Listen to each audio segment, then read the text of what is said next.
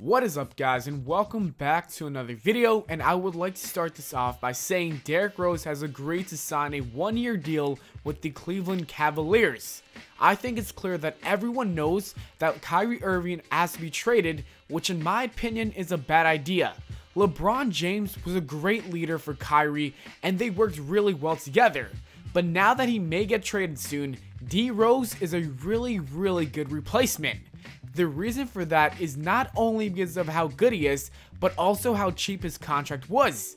Even if Derrick Rose has a bad season or gets a serious injury, they only signed him for 1 year, which only costed $2.1 million. That's less than Rose's former teammate Ron Baker. But in the long run, I think this is the best thing that happened to Derrick Rose's career. Now, let's get into why I think the Cavs will actually help bring back the old Derrick Rose. Not necessarily the MVP Derrick Rose, but we can see an all-star Rose as well as a key player in a possible championship run. The first reason why I think this was a great decision for Rose is because he gets to play with the best player in the world. That is literally what any basketball player wants to do. LeBron James makes most of the players around him very good. He controls the game very smoothly and sets the tempo and floor. He will definitely look for Derrick Rose on open looks. Not only that, but now Rose has somebody he can pass the ball to. For his entire career, Derrick Rose has been stuck with many role players. Let's face it, Carlos Boozer, Ronnie Brewer, Luol Deng, Joakim Noah, Pau Gasol are just a few to name. Even though Pau Gasol is pretty good, it's just he was old at the time, you know what I mean. Many people call him a ball hog, but he took those guys to the playoffs a majority of the time. With LeBron James, he doesn't have that pressure to be the #1 guy, and he doesn't have that pressure to always have the ball in his hand. He can dish it out to LeBron, and they will overall play well in my opinion.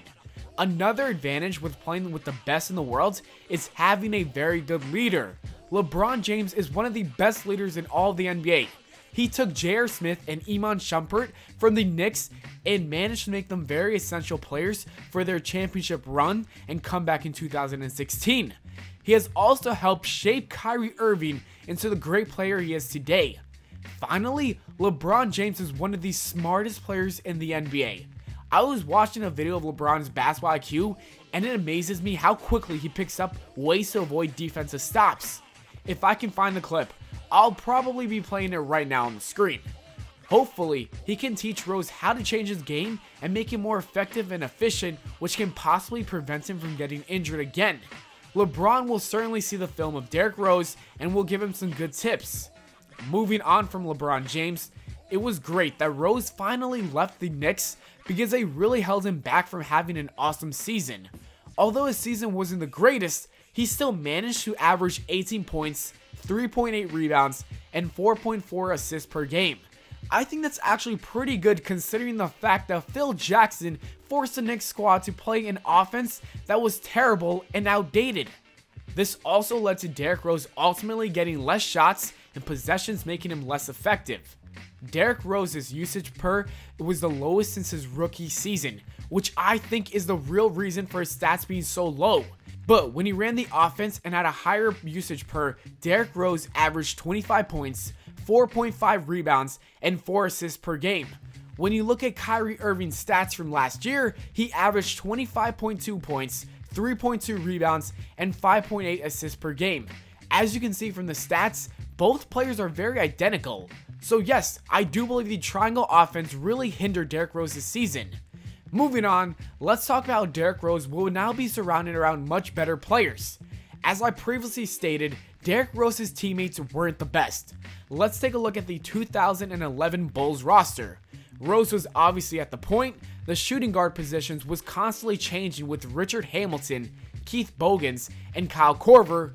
Luol Deng was at the 3 mainly for his defense, a washed up Carlos Boozer was at the 4, and Joakim Noah was the center.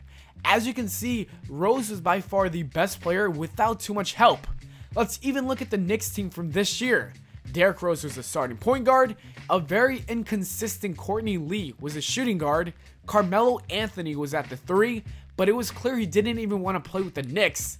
Kristaps Porzingis, who I think is really good, was at the 4, but you can't really rely or depend on a second-year player.